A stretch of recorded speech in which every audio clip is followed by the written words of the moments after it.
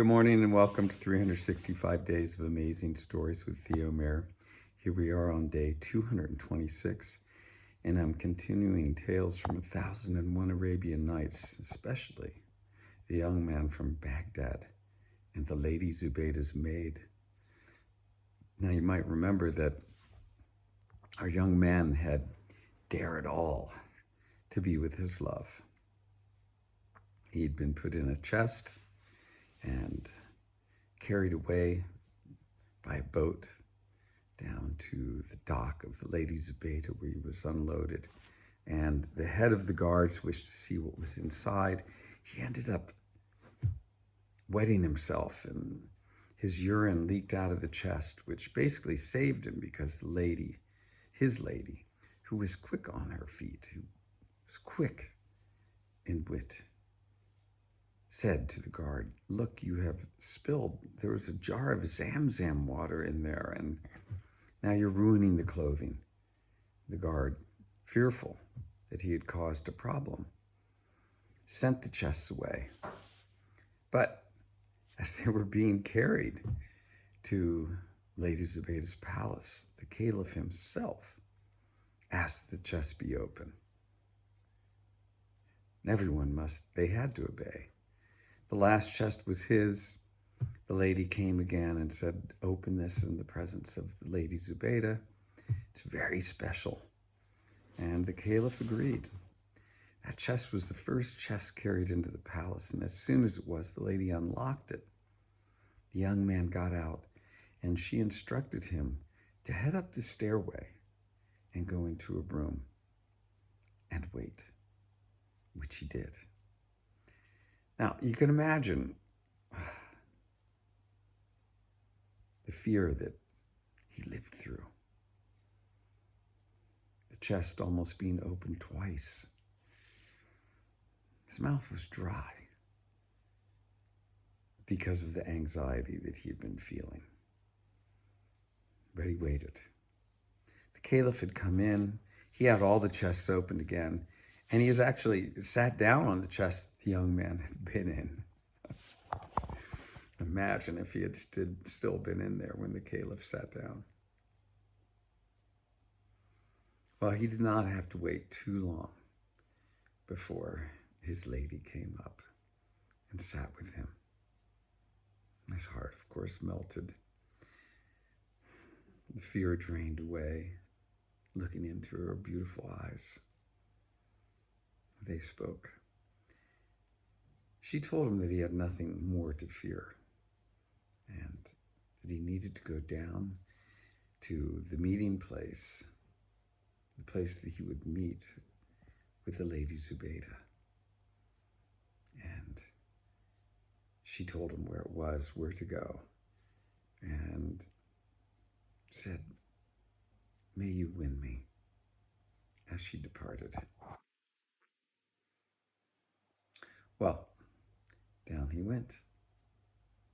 And he waited a little bit in this hallway when suddenly there were a number of beautiful maids that appeared. 10.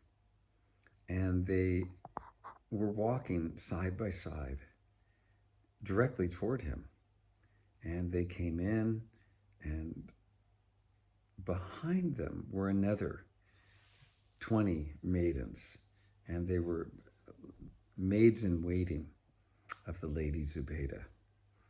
And they came in, and as they all came in, the first 10 went and they grabbed a chair for the Lady Zubaida to sit in. Now, when she came in, she was so weighted by her dresses and her jewelry that it was difficult for her to walk. They set the chair up for her and she sat down, thankfully, and she called our young man to her. And she looked at him and was pleased.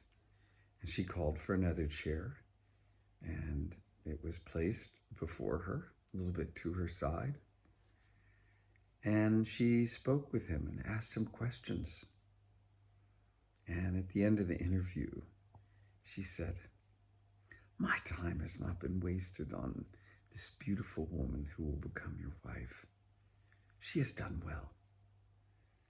I have raised her as my own daughter, and I am now handing over that responsibility to you to watch over her, make sure she is safe and well taken care of.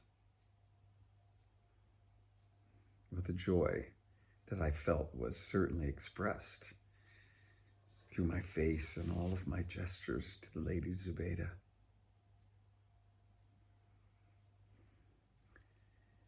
She had me stay in the palace for 10 days, during which time I did not see my lady at all. But I was treated with the highest honors, having the best of foods prepared, sleeping in luxury that I had never experienced in my life, soft beds and silken bed sheets, tapestries against the walls. I could not believe my luck. The Lady Zubaida had taken her time to speak with the Caliph and ask his permission that me and my lady be married. He agreed, consented, and he allotted 10,000 dinars to be given to us, and from which to pay for all of the wedding ceremonies. This was a great sum. Well, for the next little bit, I waited in anticipation. The Lady Zubaida had our contract drawn up. She called us together, and we were married. And for the next 10 days, we celebrated our marriage. Sumptuous feasts, dancing, music, guests. I was introduced to so many people within the palace that I could not keep their names straight. Recognize their faces I did, but to remember all the names was an impossibility. After those 10 days,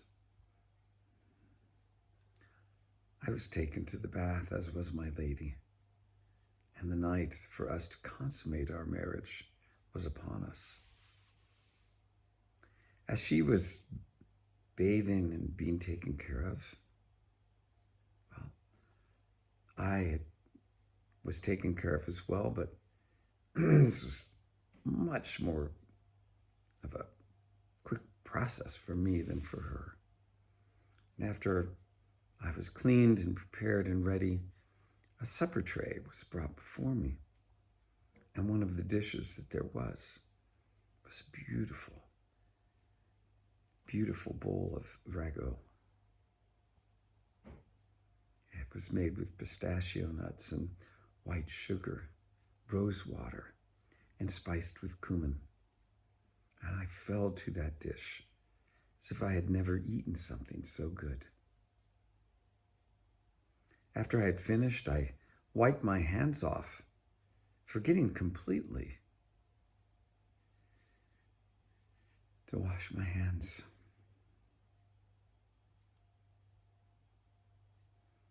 As I sat, my lady's presentation began.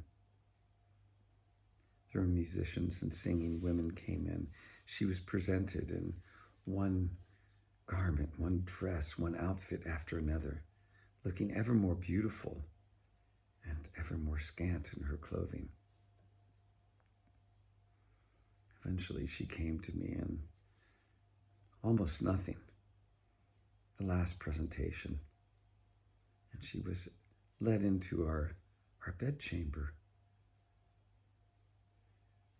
and I was then led to meet her. I went into her and embraced her. But no sooner had I done so when she drew back in a panic and screamed in such a high-pitched voice that all of her maids came running back in and surrounded our bed. I was in shock. My lady, what is the matter? She called out, "Get this madman away from me. Throw him to the ground." Suddenly I was seized by maidens and thrown face down upon the ground.